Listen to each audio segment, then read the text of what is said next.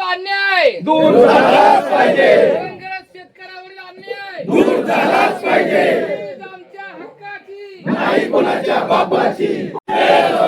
शेतकरी एकजुटीचा विजय असो. वीज आमच्या हक्काची नाही कोणाच्या बापाची. वीज आमच्या हक्काची नाही कोणाच्या बापाची.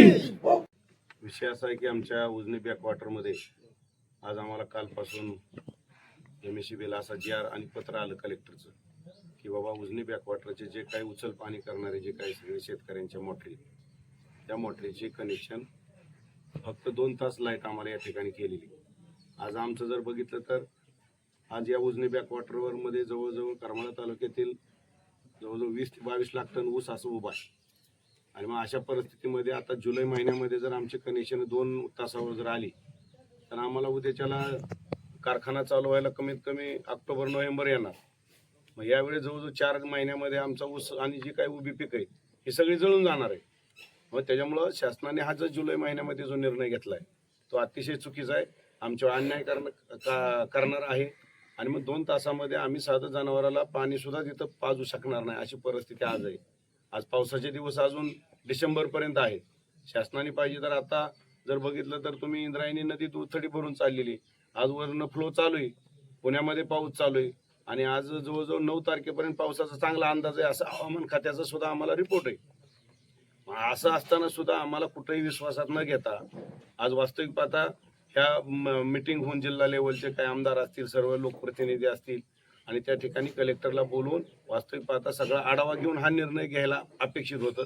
परंतु कुठलाही आमचा विचार न करता आज आमचा हातातोंडाला आलेला घास आहे. आज पिकं आमची आज कशी तरी आम्ही जोपासतोय आणि आता जर जुलै महिन्यामध्ये जर हे कनेक्शन बंद झाली तर आमचं आजच आम्हाला तुम्हाला सांगतो आम्ही अतिशय लाखो रुपयाचं, कोट्यावधी रुपयाचं शेतकऱ्याचं नुकसान होणार आहे. आमची विनंती अशीच आहे की बाबा जुलै महिना आहे, ऑगस्ट आहे, 3 महिने अजून पावसाचे आहेत. ह्याच्यामध्ये कुठलीही घाईगडबड न करता शेतकऱ्याचा सुद्धा विचार ह्या सरकारने केला पाहिजे. आज तुम्ही वारीसाठी सुद्धा पाणी तिथं राखीव ठेवलं जातंय. मग आमच्या बॅकवॉटरसाठी सुद्धा या उजनी धरणाच्या विस्थापित झालीत आमची गावच्या गावं. आज उजनी धरणामध्ये तसा जर पाहिलं तर 27% मायनस पाणी साठा आहे, म्हणजे अतिशय उजनीचा डे स्टॉक सगळ्यात जास्त आहे महाराष्ट्रात. मग असं असताना मग आमचं हक्काचं पाणी गेलं कुठं? आम्ही धरणग्रस्त आहे, आमच्या जमिनी पाण्यात गेल्या, आमची गावं पाण्यात गेली. मग आमचं कुणी वाली नाही का? तुम्ही राखीव वारीसाठी पाणी ठेवताय आणि मग आम्हाला सुद्धा राखीव कोटा दिला पाहिजे, कारण पाणी उजनीमध्ये चांगल्या पद्धतीचा आज तर स्टॉक आहे उजनीमध्ये. असं असताना सुद्धा आज आमचे कनेक्शन कट केली जात आहेत. हा फार मोठा आमच्यावर अन्याय आहे. हा कुठंतरी आमचा अन्याय दूर झाला पाहिजे. ह्याची शासनाने गंभीर दखल घेतली पाहिजे, नाहीतर आम्हाला रस्त्यावर उतरावं लागेल. आज आमच्या 2 महिन्यामध्ये जर 2-3 महिन्यामध्ये एकही आमचं आत्ता जे उभा पीक आहे ते कसलंच राहणार नाही. आम्ही जनावराला सुद्धा चारा करू शकणार नाही. हा विचार आमचा कुठंतरी या पुनर्वसन म्हणून आमच्या धरणग्रस्ताचा झाला पाहिजे आणि करमाळा तालुक्याच्या जो काय आमची कनेक्शन आज कपात केले ते पूर्वत 6 तासामध्ये करावेत अशी आमची विनंती. कारण अजून पावसाचे 2-3 महिने आहेत. डिसेंबरमध्ये जर हा निर्णय घेतला तर आम्ही सुद्धा त्या गोष्टीला आम्हाला सुद्धा कळतं की बाबा दुष्काळ आल्यानंतर सरकार पण काय करू शकणार नाही. पण आज एवढी काय गडबड कशासाठी? 3 महिने पावसाचे असताना सुद्धा तुम्ही आता अचानक कनेक्शन कपात करून आमच्यावर अन्याय का? अशा पद्धतीची आमची मागणी आहे. म्हणून आज या भागातले सगळे शेतकरी या ठिकाणी उपस्थित आहेत बॅकवॉटरची. हा तर आज बघितलं तर नुसत्या का फोनवर एवढी लोक आलेली.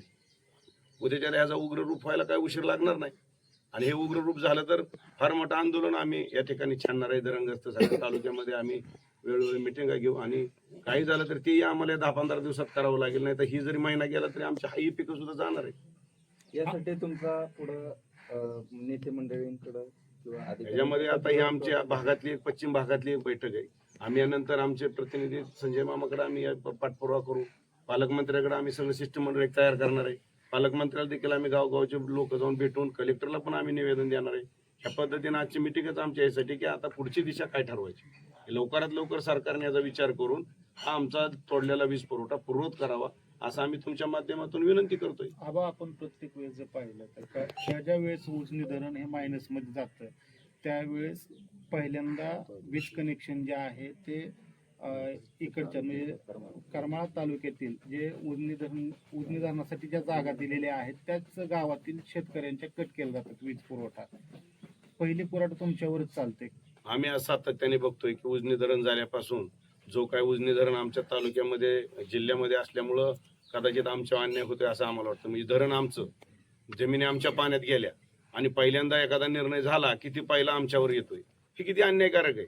वास्तविक पाहता धरणग्रस्तासाठी आमच्या वेगळ्या मागण्या आहेत, त्या तर आमच्या कुणीच ऐकून घेत नाहीये. आज आमच्या गावगाव बघितलं तर पुनर्वसनची जी गावं झाली त्या गावांच्या सुविधा ज्या दिल्या जातात त्या पण मिळालेल्या नाहीत. कुणीही शासन स्तरावर आमचा विचार केला नाही. काही काही गावं अजून त्या सुविधा वाचून वंचित आहेत. तरी ठीक आहे, आमच्या पद्धतीनं लोक आज या उजनीवरती आमचं कुठेतरी सगळी उपजीविका अवलंबून आहे. आमच्या पद्धतीनं सगळ्या लोकांनी आपापली घरदारं रानानी वगैरे बांधली. फारसं काय गावात आम्ही फारही देत नाही, पण तरी पण आज आमचा रोजीरोटीचा प्रश्न आहे. म्हणजे आता जर अन्याय झाला तर हा भयानक परिस्थिती आमची. म्हणजे तुम्ही आता कनेक्शन कट करणार म्हणजे पुढच्या जून पर्यंत आमचे कनेक्शन बंद राहणार. म्हणजे सलग 2 वर्ष आम्हाला पाणीच मिळणार नाही. कृषी मंत्री तुमच्या बाजूलाच आहे 5-10 किलोमीटर, त्यांच्याशी काही संपर्क ना आता आम्ही बैठकच ह्यासाठी बोलवली. तुमची पत्रकार परिषद झाल्यानंतर आम्ही त्यांना देखील दूरध्वनीवरनं बोलणार आहे. आम्ही आमचे शिष्टमंडळ तयार करणार आहे 10-15 जणांचं, आणि निश्चितपणे आम्ही सगळ्यांना भेटणार आहे. आबा या ठिकाणी जर पाहिलं सभापती राम शिंदे त्यांचं सुद्धा करमाळ तालुक्यात शेजारी ते गाव आहे. त्याचप्रमाणे कृषी मंत्री सुद्धा इथून हाकेच्या अंतरावर त्यांचं सुद्धा या ठिकाणी तालुका आहे.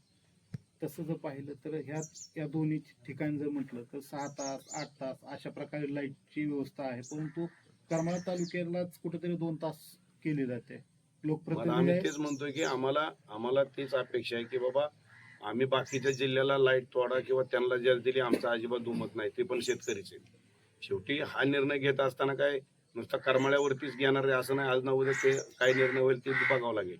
परंतु आज तर आमच्यावर पहिली कुऱ्हाड आमच्यावर पडलेली. आज पलीकडच्या तालुक्यामध्ये काय झालं ह्यापेक्षा आमच्यावर अन्याय झालाय.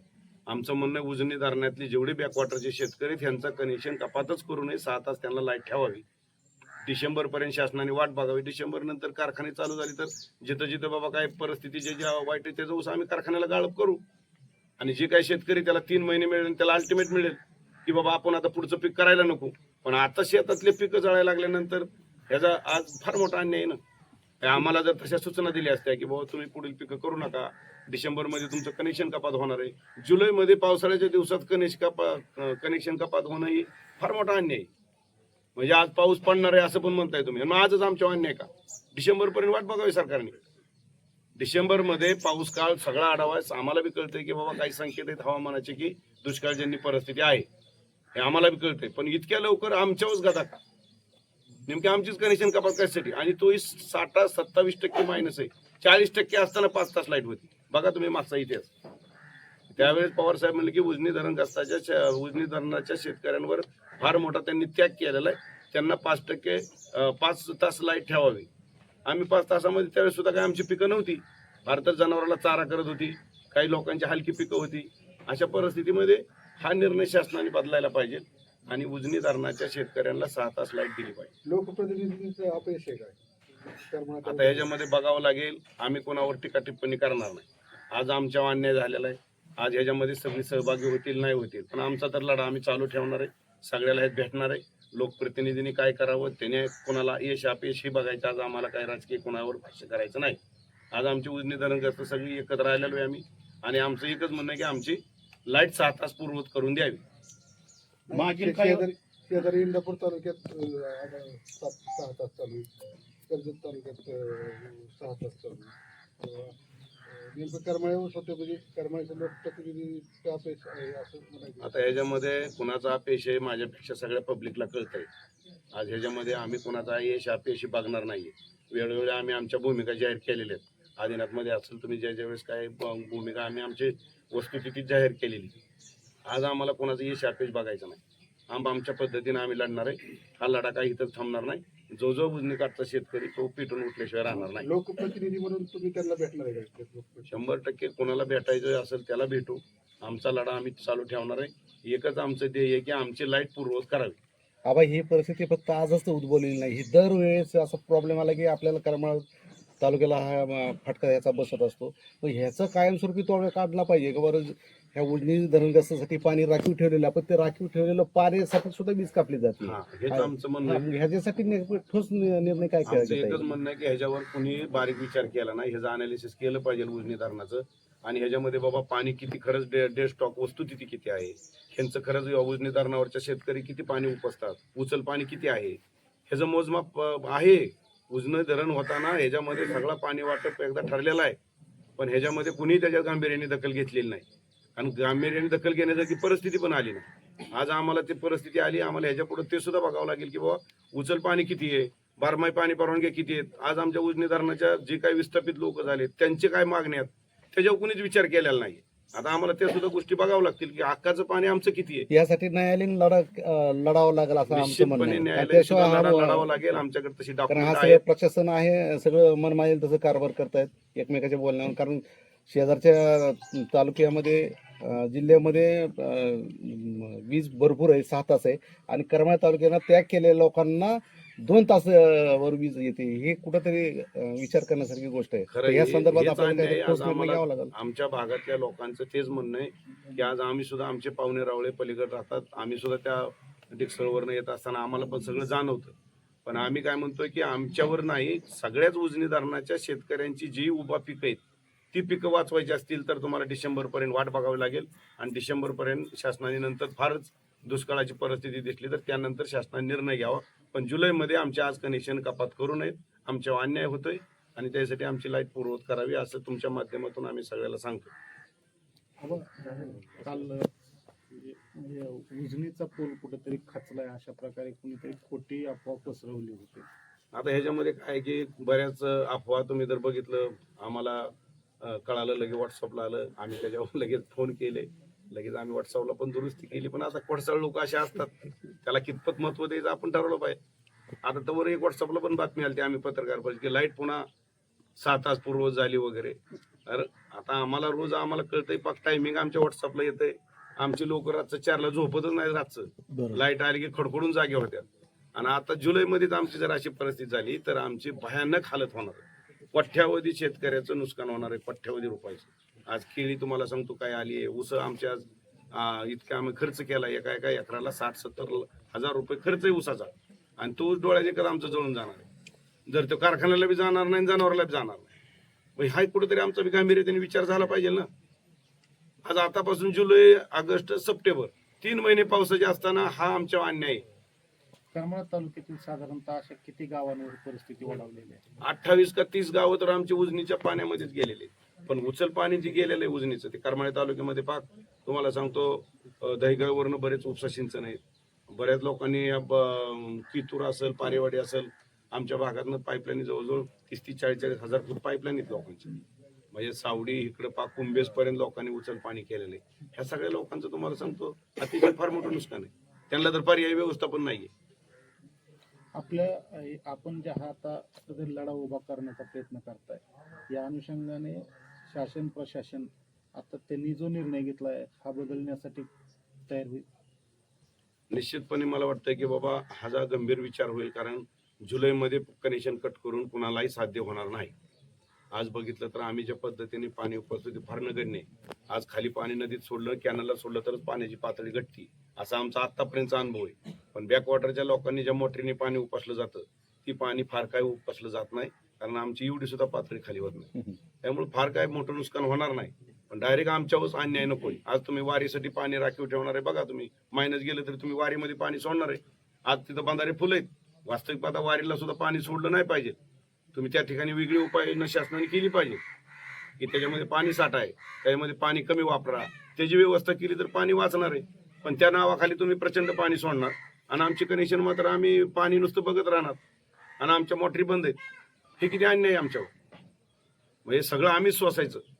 शासनाने ह्याची गंभीर दखल घेतली पाहिजे आणि आमची कनेक्शन 6 तास केलीच पाहिजे, कारण हा फार मोठं नुकसान आमच्या तालुक्यातल्या शेतकऱ्यांवर आहे. आपल्या ह्या सर्वच भूमिकेबद्दल काय येथील स्थानिकचे अधिकारी किंवा यांचा काय संपर्क? माझं MSCBच्या अधिकाऱ्याशी रात्री फोनवरती बोलणं झालंय.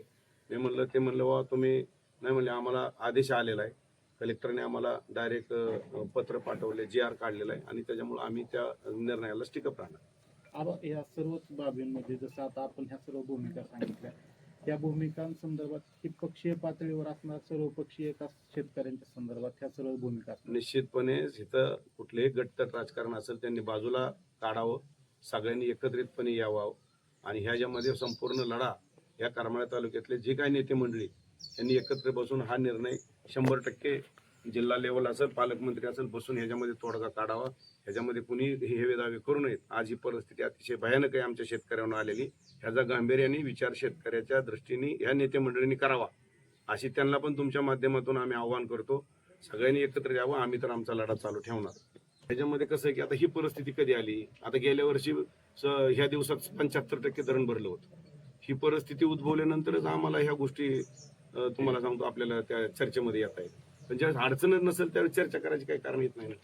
आणि सलग 3-4 वर्ष आम्ही जर धरणाची पातळी बघितली तर 110%, 112% धरण भरलेलं आहे. 122 TMC पाणी आलेलं आहे. अशामुळं ही प्रसंग आलाच नव्हता. 2012 नंतर 2026 हा प्रसंग आलाय. त्याच्यामुळे आम्हाला ह्याच्यामध्ये आम्हाला आज जे संकट आलं हे संकट फार मोठं महत्वाचं आहे. त्यामुळे त्याच्यामध्ये मागं काय झालं, पुढं काय झालं, ह्याच्यापेक्षा आत्ताचं वास्तव फार विदारक आहे आणि त्याच्यामधनं आम्हाला न्याय मिळाला पाहिजे, एवढीच आमची मागणी. दिक्सरच्या पुलाच्या बाबतीमध्ये जर सांगायचं झालं तर ते आदरणीय संजय मामा शिंदेचं ह्याच्यामध्ये पूर्ण योगदान आहे. त्यांनीच आदरणीय अजितदादाकडनं याला 50 कोटी रुपये मंजुरी घेऊन वर्क ऑर्डर काढून काम चालू झालेलं आहे. आता 5 जे काही खांब आहेत, पिलर आहेत, त्या काम 5 पोलचं झालेलं आहे. आता नवीन डिझाईन प्रमाणे जे काही पुढचं पिलर आहेत ते आता त्या ठिकाणी आमचे कॉन्ट्रॅक्टर संघ चांगली रोजची रोज बातचीत चालू आहे. थोड्या दिवसात पलीकडल्या साईडने सुद्धा मुरुम टाकून तेही तुम्हाला सांगतो फास्ट काम या वर्षी होणार आहे. पुढल्या वर्षी निश्चित हा पूल आम्हाला जाण्या येण्यासाठी चालू होईल अशी कॉन्ट्रॅक्टरची आम्हाला त्यांनी तसं आश्वासन दिलंय आणि पुढच्या वर्षी हा नवीन पूल चालू होणार. मधून 6000 क्युसेकचा विसर्ग सुरू आहे असं समजतं. कुठंतरी आता अडचणी निश्चितपणे त्या पुलाच्या बाबतीमध्ये आता तो विषय राहिलेला नाही. जरी पाणी चढलं, धरण जरी 100% भरलं, तरी जे काही पाण्यामध्ये ज्या पद्धतीनं कुगावचा पूल ज्या ठिकाणी होतोय शिरसवडीचा, त्याच टेक्निकलनी आता तो पूल नवीन डिझाईन प्रमाणे तयार होतोय. त्याचे सगळे प्राथमिक त्यांनी जे काही त्याला लागणारं साहित्य त्या आम्ही ते बघितलंय व्हॉट्सअपवर, त्यांनी आम्हाला टाकलेलं आहे. त्याचे व्हिडिओ आमच्याकडे आहेत. त्या पद्धतीने त्या डिझाईन प्रमाणे ते आता त्यांचं मटेरियल या ठिकाणी येणार आहे आणि ते नवीन डिझाईन प्रमाणे पाणी जरी वाढलं तरी ते पूल आता थांबणार नाहीये, तो चालू राहील.